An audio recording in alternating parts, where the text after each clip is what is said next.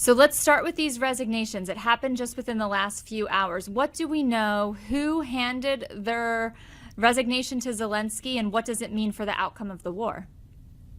hmm Well, several ministers have resigned, most importantly, the foreign minister, who was sort of the face of Ukraine's effort to build up support among Western partners. But I think trying to understand what this means in the context of the war, these people have been in office for a long time. And Zelensky has here, partly with his invasion of Russian territory and through other moves, that he feels it's time to shake things up a little bit, bring in some new ideas, bring in some new blood. And so, in that context, I think it makes sense.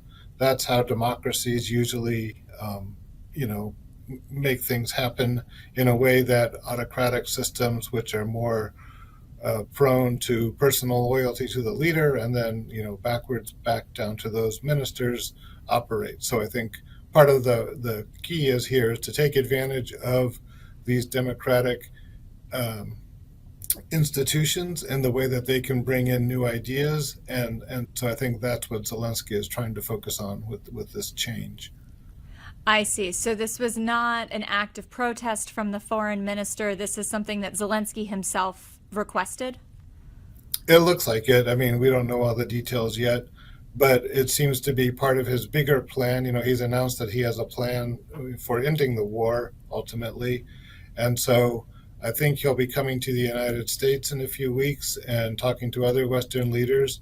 Clearly, in light of the attack yesterday, which killed, more than 50 people, it's time for Ukraine to take some decisive action to prevent these kind of things from happening in the future. And I think Zelensky is working in that direction.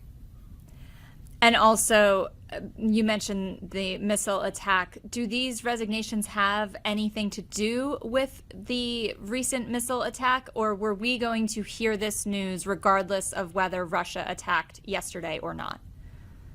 My sense is that these resignations were in the works for a long time now, and that Zelensky has been planning something like this.